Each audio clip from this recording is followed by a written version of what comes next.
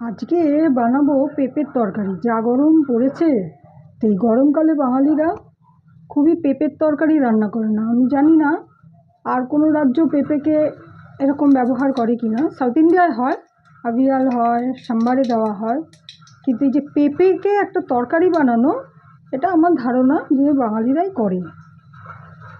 পাকা পেঁপে অনেকেই খায়। তো আমি কালো জিরে ফোড়ন দিলাম, আর আলু আগে একটু ভেজে নেব, তারপর পেঁপেটা দেব। আলুটা খোসা রেখেছি কেন, আলুটা চন্দ্রমুখী আলু আর একটু ছোটো ছোটো আলু, পেঁপেটা ভীষণ শক্ত, তো খোসাটা থাকলে পরে আলুটা বেশি সিদ্ধ হয়ে যাবে না, তাই জন্য আমি এটা খোসা সহ রেখেছি চন্দ্রমুখী আলু। যদি আপনারা জ্যোতি আলু ব্যবহার করেন তাহলে খোসাটা ছাড়িয়ে দিতে পারেন, এটা আপনাদের যার যার ব্যক্তিগত ব্যাপার। আলুটা আমরা আগে একটু ভেজে নেব, তারপরে পেঁপেটা দেব।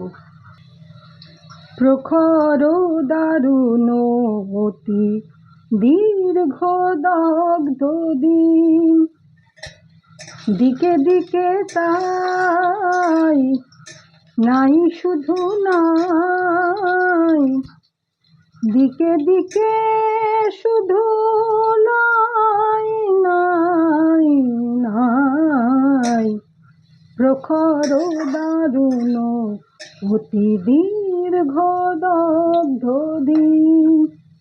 যা গরম বাবা রে। এই যে আমাদের আলুটা প্রায় ভাজা হয়ে গেছে, এখন দিয়ে দেবো পেঁপেটা।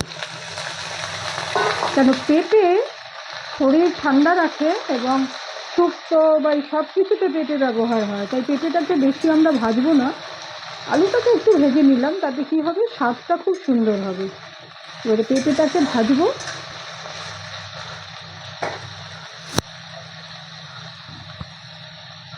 এবার একটু নুন দিয়ে দিই।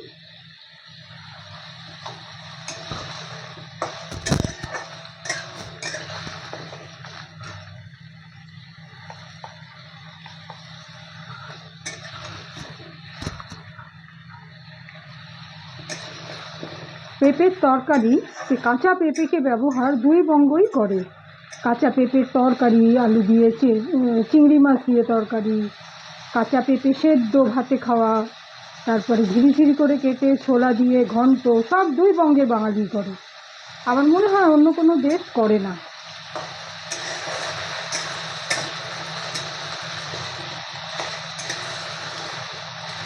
পেঁপেটা একটু সামান্য ভাজা হোক, কাঁচা ভাবটা চলে যাক।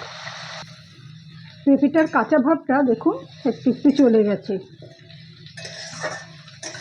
ঠিক আছে, এবারে আমরা আস্তে আস্তে মশলাগুলো মেশাবো।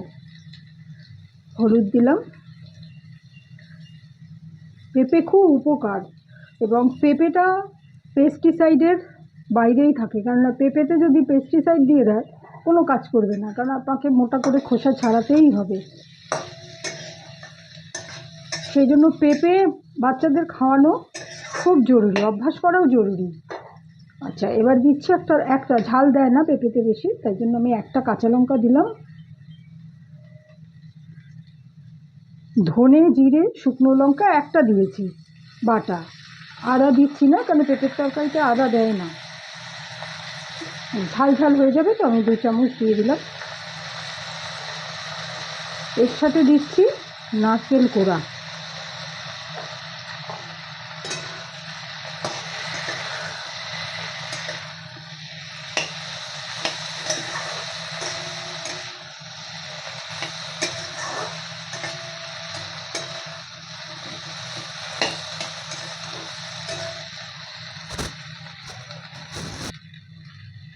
মিক্সিতে যে বাটাটা করেছিলাম তার ধোয়া একটু জলটা দিয়ে দিলাম।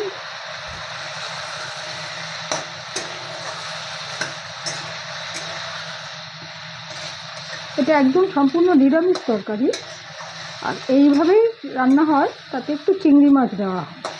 হ্যাঁ, তার টেস্টটাও আলাদা, দারুণ খেতে। পেঁপেটা আমার মতে সকলের খাওয়া উচিত।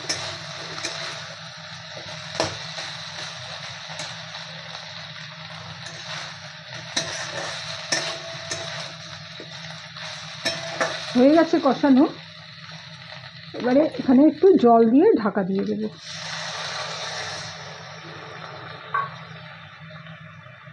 কমিয়ে দিই আঁচটা।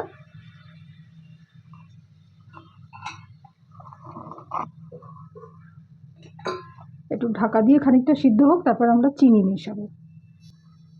শুষ্ক কানন তরু শাখে বিরস কণ্ঠে পাখি ডাকে, শুষ্ক কানন তরু শাখে। এই যে একটু তেলটা ভেসে উঠেছে, তবে পেঁপেটা হবে। ঠিক আছে, এখন আমাদের বাকি আছে, যেমন আর একটু নুন দিতে হবে, ওইটুকু নুনে হবে না।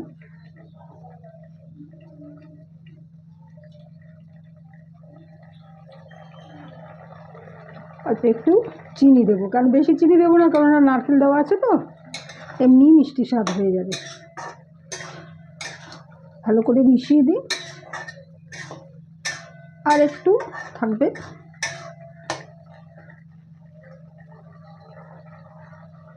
হয়েছে, আর একটু সামান্য ফুটলেই হয়ে যাবে।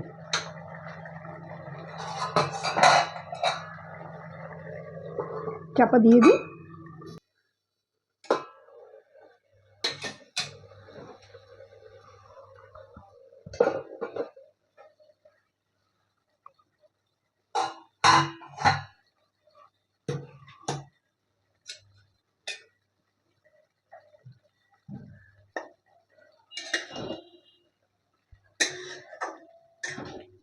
সিদ্ধ হয়ে গেছে,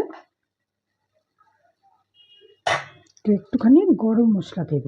বাজারে যেটা পাওয়া যায় সেটাই দিতে পারেন, অথবা বাটাও দিতে পারেন। তো আমাদের জলটা একটু বেশি টেনে গেছে, ওই জন্য আমরা একটু জলও দেব, একটু সামান্য দেব জল। কেননা যখন যে কোনো সবজি রান্না করার পর, নামানোর পর ঠান্ডা হয় যখন, তখন জলটা টানতে থাকে। এখন এইটা আমরা গরম মশলা দিয়েছি, দারুণ গন্ধ আসছে, একদম পুরো দেখুন হয়ে গেছে। একটু ফুটবে, আমি দিয়ে দিচ্ছি একটু ঘি।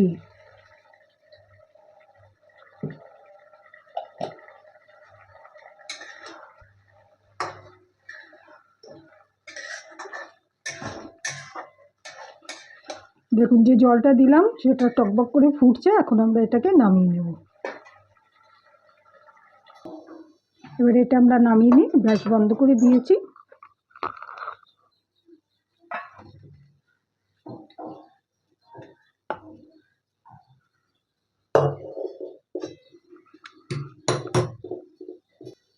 হয়ে গেছে পেঁপের তরকারি।